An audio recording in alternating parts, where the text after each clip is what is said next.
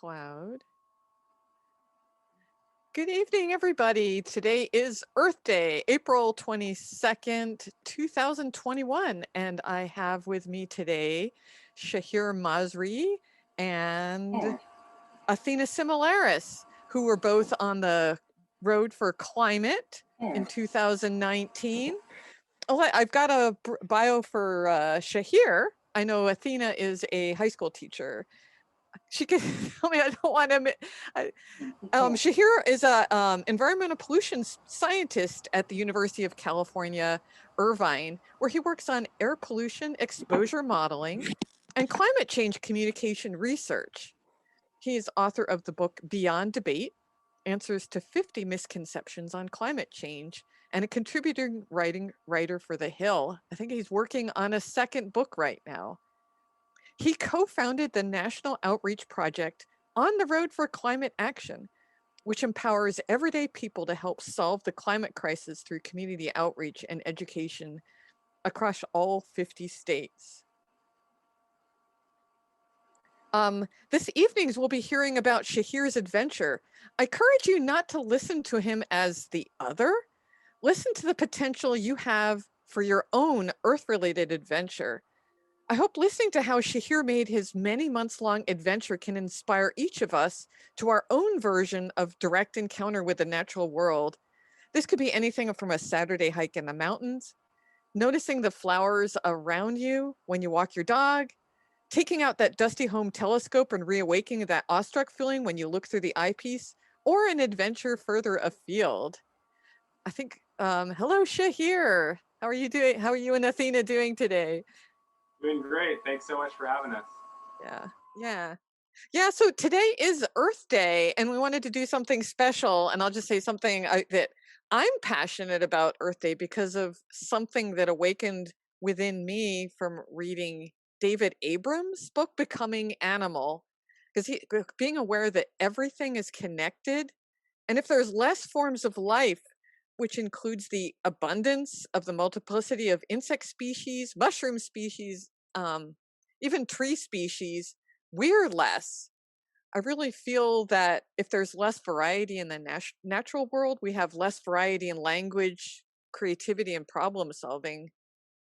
Earth Day for me is about encountering our natural world directly. So partly my questions for Shahir after his trip has to do with his encounters with the natural world directly and some adventures and making this trip your own. So Shahir and Athina, I'd love to hear what Earth Day means for you. Why don't you take it away? Athena has a great T-shirt she wants to share. Oh, I just wore it for the event. It says, "Treat every day like it's Earth Day." I think Earth Day for me is a good reminder and time of the year to just stop and reflect about what we're doing, what we can do, what we should be doing, and just kind of take a pause to really remember our intention surrounding our main areas of focus and the things that we'd like to see different and better, because life can just get busy. So I feel like it's a really good reflection point to kind of reset and make goals for the year.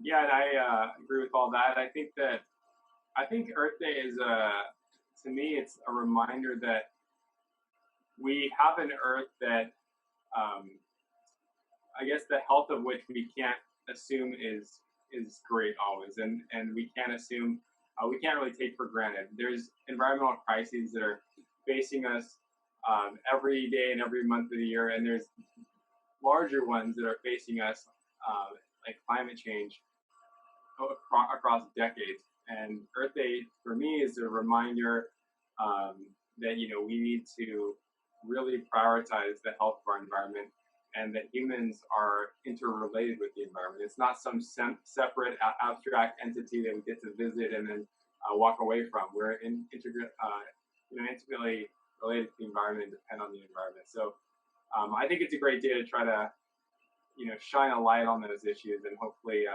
people from around the world at least remember for one day of the year that there's a fight out there to preserve what we all hold dear. Yeah. Let's talk for a little while about preparations for your trips, and then I'd like to hear some different stories from your trip. Sounds like you've got a ton, and we'll see whether there's some real nature-oriented ones and some adventure ones. But first, like I heard that Athena got a call one day to say, "Hey, what about taking a trip across the country?" What was the genesis? Tell us the story about what that the time up until when you gave her that call and said, "Hey, this is something we want to do together. Let's see whether Athena's into," and I think she will be. Yeah, I think. I mean, I actually had never heard your side of the the story on that. I was in Washington D.C. when I made a phone call to her, and incidentally, I was at a Citizens Climate Lobby conference, so very, very fitting for this talk today. Um, we were there meeting with actually Kathleen. You were there as well. We were both there meeting with Dana Rohrabacher, then congressman of many Orange County districts, and um, being immersed in that crowd of 1,300 people for that couple days just felt so inspiring. It was just a real wake up call that I needed to be doing more of that. I wasn't. I was not. I was overwhelmed with work at the time actually, and I was considering this being my last outreach awareness advocacy effort for at least a few months or even longer term. But it was just a wake up call that that's actually the wrong direction. I needed to do more of this. And then I called Athena and with this idea of going on the road for action, and I'll let you take it from there. Yeah, I thought it was a great idea. Shahir is really passionate, so he called me. He was really excited and just really like riled up about this idea, and I thought it was a great idea. I know he's the right person to get out there and talk to people, inspire other people, learn from people as well. So I thought it was a great idea. I was just finishing my master's degree, so it was a perfect time for me just not to apply for jobs at that time.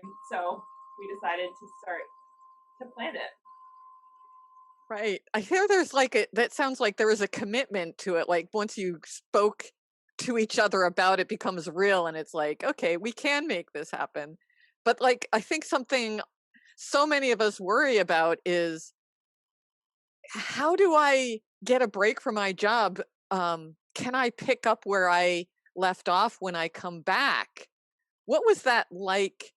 And what tips do you have for other people about saying, okay, we got to get away from our jobs for 6 months and we can make this happen. And professionally, it's not going to kill us.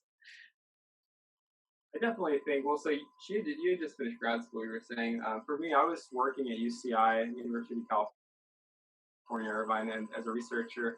I have, I guess, the fortune of having renewed contracts. I guess the fortune or the lack thereof of having renewed contracts. They're very grant dependent, and that gives me a little bit of flexibility between contracts. Having said that, you know, I had a little bit of an opportunity to, take a break after one of my contracts was up. But then, like everybody, you feel the pressure to get go right back into a new contract or, get a different job, find a different project. And so those financial pressures are always there. But I decided, with respect to my first job, that I was just going to take the time away and come back and just figure it out. And it just, worked out. It was a gap from work that, incidentally, my boss ended up really supporting, even though I was not going to be renewing a contract right away. I was going to be going out and doing something really important, and she was excited for me. So I think it's probably case by case. It's not always easy for different people depending on their jobs and their bosses, but I had a very supportive one. And I think at the end of the day, though, when you're doing something that you think is right and that you're passionate about, you're going to feel good making that decision, provided that you have your necessities laid out and you're not going to be, destitute. I didn't have any regrets once we made the official commitment to go on the road to climate action. And there's a little bit of rush of, holy cow, we're like not applying for jobs or doing any of that stuff. But we felt so alive, I think, Yeah, and I would also just add that I think a takeaway that I have had since our trip and different parts of it, and that we talked about before, is that it doesn't need to be a year, or it doesn't need to be 3 months, or it doesn't need to be a certain amount of time.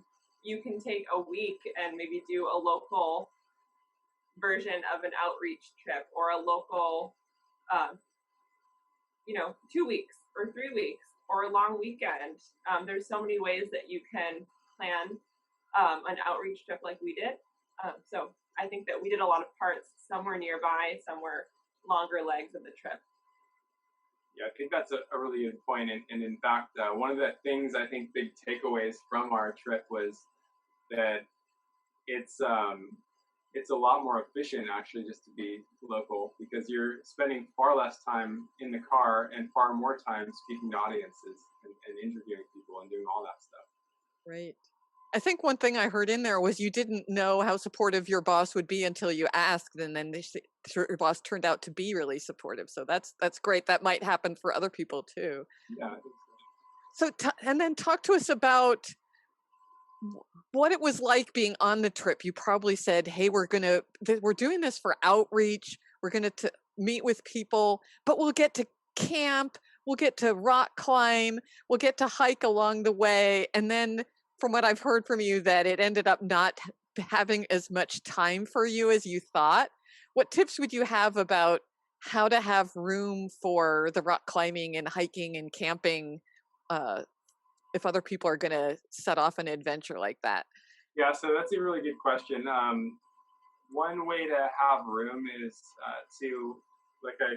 kind of getting back to my prior point, is to not be too ambitious in terms of, distance. It sounds very, I guess, appealing to have this gigantic route where you're going to go across multiple states, maybe the whole country, and there's something very glamorous about, in your head doing this grand adventure. But it does end up chewing up a lot of time just simply getting around the distance. So I would say if you want to have more time hiking and camping and doing some of these fun things, really consider, and it's better from a climate emission standpoint, the position too, is consider going more local, do smaller trips. You're spending less time on the road. You have a lot more time to get out and hike and actually explore and experience the places you're going to. Yeah, one anecdote that I can remember is also, so the trip was a lot of work. It was a lot of logistical time. We spent many hours every day just emailing and planning upcoming stops along the way. So one time we were in Bryce and we were camping and we were trying to go into the park, and you had a lot of work to do, I think a call, and we had to find a place to pull off to, to plug in for a couple hours to get some stuff done. So there was a lot of that. Yeah, we were like, we're finally going to go take a hike at Bryce, and we left the hotel and... It was a camping. Oh, sorry. Yeah, it was a kind of like a trailer camping area. So there was they had a little lobby where you could connect to Wi-Fi, and we were quickly, I think I got an email or a message that reminded me, oh my God, I have something to do right now. So we only ended up getting a 3-hour hike in when we planned this whole day of hiking. It's just how it was. Yeah, I hear you. You're in this national park. This once in a lifetime. I'm here with my sweetheart. We're under the stars, a big sky, and then it's like, oh, I got a meeting. Yeah. Yeah. To get out there and enjoy. But we did. Occasionally we did. But it was it was a big project, and I think we realized that as we were along the road, we bit off a lot. So it was a lot of organizing along the way. Right. I think it's a dilemma so many of us are in, that we're in this do mode, and you want to meet with people, and it's hard to slow down. Even when you try to, and you think you're away, like you're in the car to like 2 people together, and it's like, okay, we've got milestones to keep, and it's. So I think before we started, you were saying that there was a big thunderstorm you experienced in Zion. Since this is Earth Day and we're thinking about inspiring people to take these adventures, tell us what that all felt like. And it's a desert, right? So it never rains. What happened? So Zion is absolutely gorgeous, and it's actually not far from Bryce National Park. Um, we did a very big hike from. This is actually one of. This was our only real day hike, I think, where we just got out for the whole day. From the base of the canyon out of the canyon, because unlike the Grand Canyon, you're not camping at the top. You're camping at the bottom, and you're looking up at the canyon wall. So it's really beautiful. Um, and yeah, so we did a really arduous I don't know, 4 hours or something of just pretty much high grade, ascending. And then we got to the top and we noticed some, thunderclouds off in the distance. What was your reaction? Well, before we got to the top, I was just panicking because of the precipice, but Shahir was trying to support me the last way there, and I could just see like black clouds.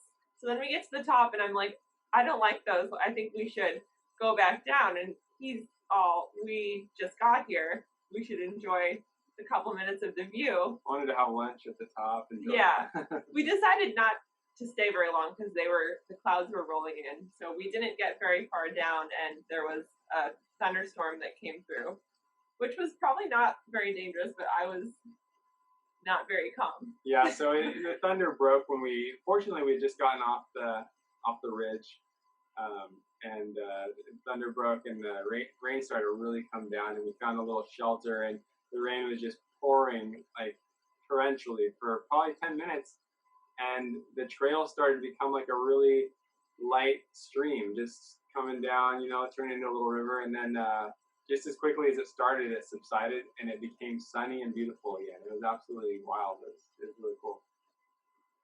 Sounds really memorable.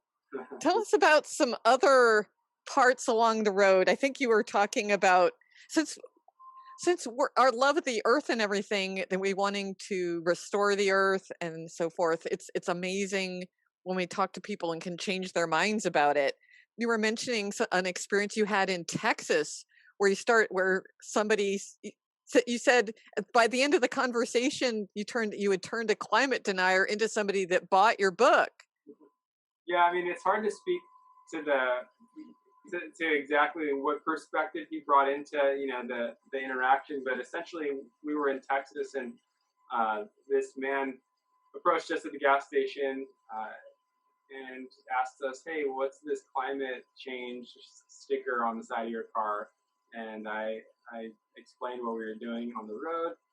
He then mentioned something that I had heard many times by that time, that, but climate change is natural. And the thing that I often tell people to do when they're confronted with that kind of sort of phrase, I was able to actually put into practice, and that is to acknowledge that there's a lot of truth to that, because the climate is always changing. It's always been changing. It'll always continue to change. The real point and the nuance is that the climate change that we've seen historically is accelerating. So, I prefer the term climate change acceleration for that reason, and I explained that to him. And I think first starting with the acknowledgement of his point helped to break down his barriers that could have otherwise come up. And we just had a conversation from that point forward about, the climate's changing. Humans, though, are exacerbating the natural rate of change, and it's, there's a lot of concerning red flags we're seeing. And turned out he was a hunter. I'm not a hunter, but he actually could relate to wanting to preserve the environment because he hunts and goes outdoors. And we actually were to able to formulate a bridge on just liking nature, which I think everybody, at their heart likes earth and likes nature. It's just we disagree in some cases about how to preserve that. And anyways, by the end of it, yeah, he bought a copy of my book out of my car, and he ended up giving me this all-natural lotion product for shaving that apparently was his Amazon. I actually can see it up there. This Amazon product that he had been selling for years. It was his company, so he gave me a little product out of his car. That's amazing. Texas is like different. It almost is a different country. I remember being down in Texas, and as soon as I mentioned I was from California, they started laughing and went off in their motorcycles. It's kind of funny. Right. I mean, I think that that was the conception that I had, a recollection of stories that I had come into that conversation with. Here we are in Texas, and this man is asking about climate change. Here we go. But it ended up, well. Right. That is something that we want to put in practice more often, is acknowledging what is true about the other person's point of view, which is that climate does change. Yeah. Yeah. And then another segment of your trip, you were in Michigan, and you were saying something about a grocery store. Yeah, Athena spotted Guy Williams before I did. You want to share with that? Yeah, we had pulled off going to Ann Arbor, and Shahir was actually I think it was a Staples getting something that we needed logistic wise, and this man just approached me. I was just waiting in the car, and he was like, "Oh, I see your sticker," and we got to chatting, and then Shahir came out, and it turned out that he was really involved in the Detroit area with environmental justice issues there, and he had actually been part of writing the climate action plan for the city of Detroit. And then, like Shahir mentioned earlier, he actually ended up inviting us to his house the following day for a cookout in his community. And we recorded a video with him about different environmental justice issues that he was working on in Detroit. Yeah, just kind of a testament to the serendipitous way that sometimes a journey, as hard as you work to plan it, will actually kind of plan itself. And, sometimes these little chance encounters happen along the way.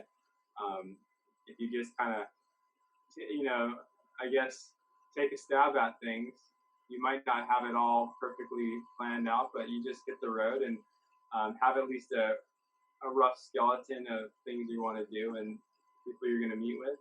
Other things happen along the way. We also, kind of by chance, encountered that conference in Miami, which was, we can talk about that later. But we were on the road and we encountered a king tide event in Miami, in Florida.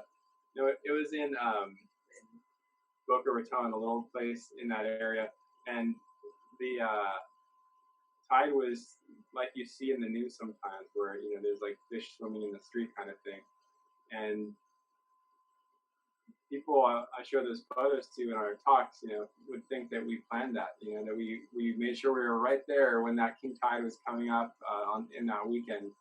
The reality is, it was just total chance, and that kind of happened several times. We encountered 2 Category 5/4 hurricanes, not directly, but within a few days, and we saw the aftermath of both Hurricane Florence and Hurricane Michael, the latter being the most intense hurricane on record to ever hit the Florida Panhandle. So, again, these are all things that were chance encounters along our way, and I guess speak to the frequency with which we're seeing massive climate-related events. So, yeah. These are all stories that I've actually been thinking a lot about, because I'm writing them down, and hopefully to have my second book, I'll be chronicling a lot of this stuff that we encountered. Yeah. I think one thing that came up a couple minutes ago we were talking about is that I don't know how often people carry clues with them along that can start a discussion, but it sounds like a tip if you want to have a climate related adventure is to have a couple stickers on your car, and that might start some conversations, or if you're, because it seems like what becomes memorable is among the conversations that you end up having. So maybe if you see somebody with interesting stickers on their car, start a conversation with them and see where that goes. It's like, yeah. And I might have, I think I underspoke when I said sticker. It was probably about a 2.5 foot by 2 foot magnet that was on both doors of our car. It's the kind of magnet you usually see where it says Bob's Auto Shop on the side of the car or something. definitely. Right. So then you're really glad that of all the logistical things you did, making those large magnets did get some, who knows how many people like saw it and then you didn't have a conversation with, but it still affected their day. Yeah, maybe you Right. got them talking inside the car and we didn't know it. Yeah. For those of us who have not been down in Florida and not seen the king tides, what were the people's reactions? Is it happening often enough that they're just sort of don't look perturbed? Or were there just nobody's walking because this is the United States and people don't walk and you didn't see how people were responding? We drove down to one community where where the tide was very high and it was in the street, and it was residential, so there were people driving around the area trying to probably get to their homes. There was one news truck near us, but we didn't encounter too many people except one person who I remember you asking, like if this is just happening more. But we didn't encounter too many people during that exchange. But the people that we spoke to during our time in Florida did say that it is something that they've seen before. Yeah, it's happening. I mean, it happens every few months there, and the guy told us, the newscaster who was there said that the last time it was like 3 times higher. So when we were there, it was probably about 6 or 7 inches of ocean water inundated in the streets. But the last time he said it was almost over the fire hydrant. So quite a dramatic situation that they had seen previously, and they probably saw not too long afterwards too. Yeah. So tell us a little bit more about your book, and then anybody, let's see whether Ray or Terri or Craig have any questions for you. So how is that how is it going, and what's the material that's going to be in your next book? It's going well. It's just always a struggle to find time to write in the busy lives that we all live. But I am making a lot of headway. I think I'm actually at the phase now.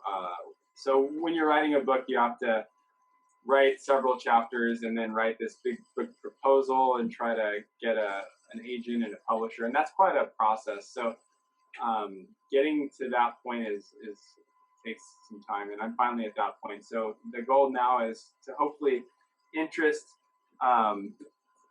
outside entities in basically my book, so that I can get a contract to actually finish writing it, and hopefully once that happens, I can just sit down and grind out the whole story. But it's quite a multi-stage process to get a book from your mind to the bookshelf. So it's going well. I'm very much enjoyed sitting down and reliving some of these experiences on the road.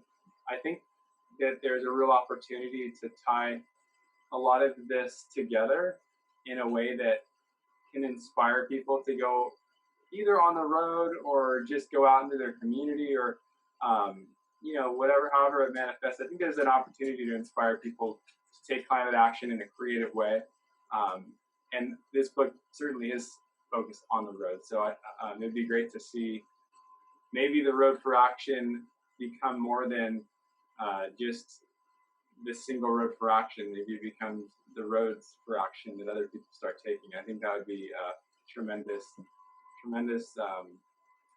I guess, thing to see come from all this. And I'm working hard to get that in a written book format. We'll see.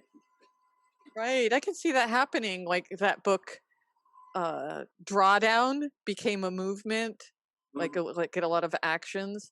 That you can not so much come up with a formula, but to say people, hey, can happen. Let's stop and talk to people. I was especially touched when I saw a couple months after you finished, and there was your research paper on from the questionnaires you gave to people. Was that something that you started really planning as soon as you started the trip, of having a questionnaire and then being able to do a paper afterwards? Yeah, so I planned that well in advance, because it took some time to come up with a survey, and I passed it around to some colleagues as well. the idea was and I printed them out. I printed 500 of them, cut them in half. They're, try to save paper,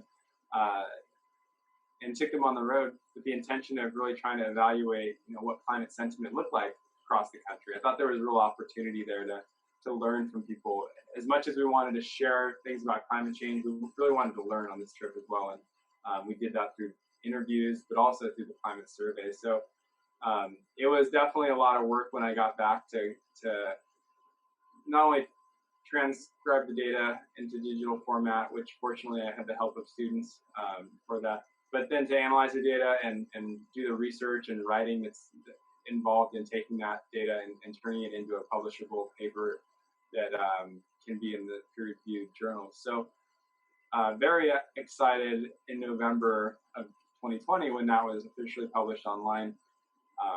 And yeah, I hope that it's a resource now that people can tap into to try to understand climate sentiment. I think we learned from that that publication too, and from the analysis. We spoke to a lot of people about climate change, and a lot of people attended our events, and you just kind of intuitively assume that these people are very active on climate change. And I think in many cases they were, but one of the things that we learned from our survey results is that a little over half of the people who had attended our climate talks had actually never contacted an elected official on the issue of climate change. And this was pretty shocking to me, considering we were, again, oftentimes speaking to environment-minded groups. And there's a variety of other takeaways that are detailed in that 8,000 or so word document. Cool. And I think over time there's change. Actually, I'm working on something. I'm working on a public policy degree, and there were some bicycle counts in Newport Beach done in 2013. And I said, hey, I think there are more people riding bicycles now. So over the next 3 weeks, I'm going to go to 6 of the 11 locations and just count the number of bicycles going by, men, women, how many are e-bikes, just because over the 8 years, there's bound to be a change. And I think that's something with your paper other people could follow up on as far as roads for climate. There's other places to do the questionnaires, see how people's opinions change over time, all that good stuff. Absolutely. And I would encourage anybody who wants to go on the road to contact me, and we can set them up with the same questionnaires and increase our sample size and take a look at more results over time. Yeah, absolutely. I would like to see whether Craig or Ray or Terri have questions.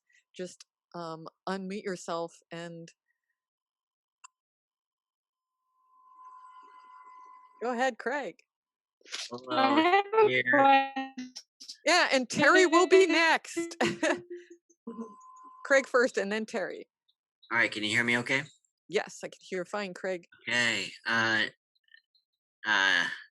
The inspiration that came off of your trip, you probably will never know of how many people would, follow along and just were inspired as you prepared, as you went, as you came back, and then you did a second trip. Okay. So, just thank you for the inspiration to our chapter in Citizens Climate Lobby, to the chapters around Orange County, and you spread it across the country. I remember being at a fundraiser probably about 6 weeks before you left. Mark Molman in Newport Beach put on something. Mark Tabbert had found him, and what a delight to have you speak and hear some people some people didn't even know much about climate change, but they had money and they opened up their checkbooks. And so I'd just like to hear, how was that to even get some community support in terms of checks? Yeah, it was extremely important. In the paper that I published, that we published in the science literature, the acknowledgement section of that paper talks actually briefly about the funding that we, basically no funding sources to declare, because usually you get funding from like a big grant or from some outside entity that gives you thousands of dollars, and in our case, it was all grassroots individuals such as Craig, who also donated, and my mother. A lot of individual. I should count the number of donations that we received. It was kind of like Bernie Sanders' campaign. It was like the most small, the smallest average dollar donations, but spread across tons of people. And we raised, somewhere close to, I think by the end of it, $8,000 or $10,000, which helped fuel this whole trip. And fortunately, because we're keeping the budget so low, camping a lot of times, we had enough money left over to launch into the second phase of another road trip that took place subsequently. It was very, I think, encouraging to see people chipping in. Mark Molman was a big donor. A big donor, but just a big piece of encouragement for us when we met him and discovered his willingness to just instantly cut us a check for $1,000 and then want to go on to host a dinner for us, like you talked about. It was just so encouraging. I can't thank him enough. Great, thank you for allowing us. I remember at times I was taught how by us asking for help, we allow people to be involved, and so that was a way we could connect, and we weren't the ones jumping in the car and heading east, but it was nice to be part of the trip, even as we could give some money to it. So it's glad. So thank you for opening it up so we could be part. Absolutely. Yeah, that is true. Like anybody that gave even a small amount of money, you're part of making it happen, and it part of turning things like that into reality. All right. You also brought up so total coincidence. You mentioned that the impact that you have oftentimes we won't know about, and I received an email over the summer from a woman that I had met in Philadelphia, and she had told me, hey, she emailed me saying, hey, you probably don't remember me, but you gave a talk at this church in Pennsylvania, and basically your talk inspired me to write a book on climate change. And I was thrilled to hear that. And anyways, long story short, I ordered a copy of her book, and it happened to have arrived today. So this is in my was in my mailbox today. This woman is somebody who got her PhD in the field of divinity, and she wrote a book that is on the intersection of Christianity and climate change. And I can't overstate just the excitement that the amount of inspiration somebody like myself can get from hearing that somebody you spoke to then wrote a book on climate change. That rippling effect, I suspect you mostly don't get to learn about, but she emailed me and told me about that inspiration. So that's just one example of a really exciting thing to have seen. That's amazing. I wrote down the title. What's the name of the author? Kristen Poole. Yeah, so her book is now available online, and it's I mean, if that's the only thing that came from the journey, it was worth it. To see a new book get out there. I mean, I'm not gonna say that I'm the only thing that inspired her, but just to be a piece of that is very rewarding. Right. It's like passing on the torch, and then they pass it on. Yeah. So Terri, what's your question? Go ahead. And first unmute yourself. You're muted. Okay, so I moved to a different location with better lighting. So I just wanted to see if Shahir would share what any future plans he has might be for the On the Road for Climate Action. What's in the future? Are you setting me up? Maybe. So my mother and I, Terri, here in the window, have been talking about launching On the Road for Action Phase 3, actually, potentially in May of next year. And basically, if you look at the map of our journey, in fact, I'll just share my screen really quickly.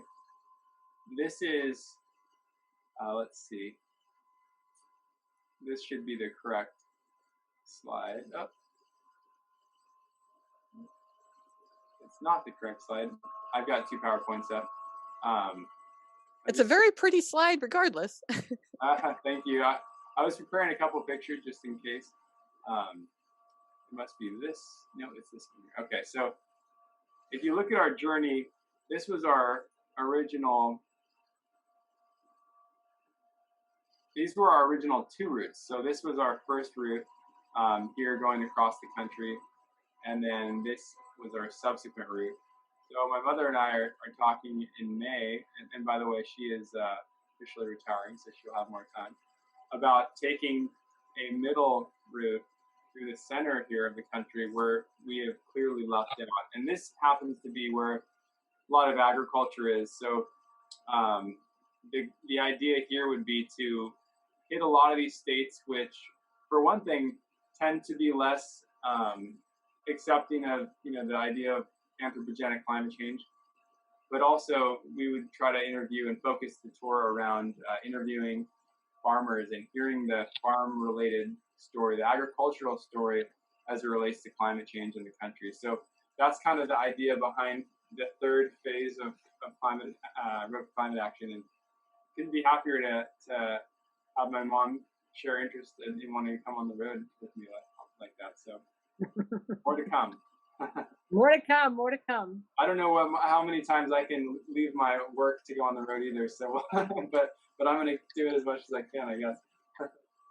Right. I guess if you have your hotspot going and your mom's driving, you could work while you're. Yeah, I would definitely try to carve out a month of time where I don't have to be working too much. One thing that Athina and I thought we could do on the road actually is do more like work.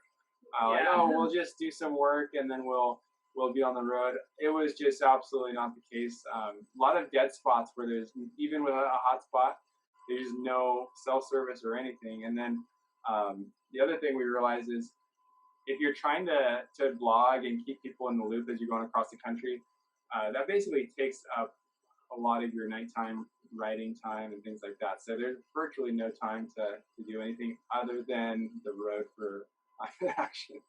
So Right, and everybody needs a little bit of time to recharge. yeah, and we in the future. But that's a pitch for Biden's infrastructure plan. Is upgrading broadband around the country. Let's say 5 years from now, this becomes a lot more possible for people. There you go. Maybe we could have a few more fast trains going from place to place. Biden loves trains. That's what I'm into. That's what Lance and I went up to Montana. It was not directly in Earth related, but part of the reason we go by train is because it has a third of the greenhouse footprint. And we stayed on an organic farm where they grow like 40 different kinds of herbs that go into teas. And it was nice. Yeah, that was inspiring to hear you talk about that the other week. I would love to do that sometime. Right. And you know what? If you can do a train trip that you can work, nobody's driving. You can just stare out the window and you'll have constant source of power. So that might be a way for somebody to do a road for climate. Yeah, we'll go on track for climate action. We'll call it. On track for climate action. On track for climate action. That ass sound is in there. I just wanted to ask if Ray has any questions. I'll just give Ray a chance to say something if he's there.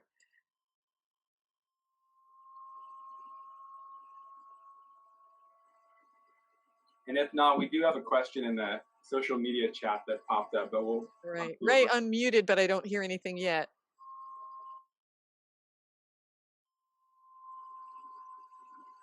Okay, let's go for social media. So one question comes from somebody named Chexmex. I value data-driven policy change. Could an activist invest in instruments and submit readings to a database? So definitely that's the case. I'm not sure if this person is talking about the survey or about air pollution, but both actually have opportunities for that. And with survey data, I would encourage you, if you ever want a copy of my survey, like I said, I'll send it to you and you can shoot me the results. We'll see if we can draw up some conclusions and analyses. And then for air pollution, there's actually a lot of opportunity these days to buy little $150 handheld devices and take them around the country and collect data. and you can actually have that data get paired with a network that will show. It'll basically project onto a map so that the public can actually see what air pollution is like across the country. So for people that are interested in who are activists and they want to contribute to science and our understanding of pollution and climate change, there's definitely room for that.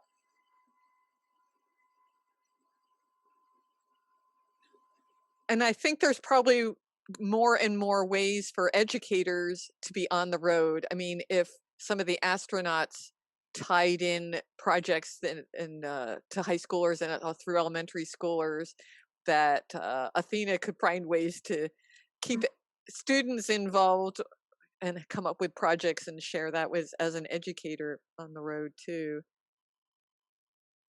In Spanish, because she's a Spanish teacher. Or are you a Spanish teacher? Well, right. There's the equity side of this, of getting all demographics involved. Yeah, absolutely. Absolutely. All righty. This has been great. I really appreciate Shahir's time, and thank all the guests for attending, and to thank Shahir and Athina for their attention and preparation for this. I've had several friends tell me, yes, you should have a monthly podcast. So this may be one of others. I've come across some other people that would be really good. There's a concept I've come across of I can't even remember the name of it now, but I've come across people that would be other good researchers that really have some stories to tell from their research and travels that would be really, other people might be interested in sharing. I think that's a great idea. Let me know if you ever want to talk over your podcast, and if you ever want me to share any of your interviews, I'd be happy to share them on social media. Right. One thing next hurdle is some editing. Yeah, that's so learning how to do that. All right. So this is, we'll call it Off the Road for Climate. I don't know. We'll podcasting for climate. So thanks everybody for the time. Happy Earth Day, and keep on keeping on and doing things for Mother Earth and for the lifestyle and the world as we want it to be, a happier, more connected place where we're all thriving, including the birds and butterflies. Good night. Good night. Happy Earth Day, everyone. Happy Earth Day. Thank you, everybody. Thank you. Blowing down.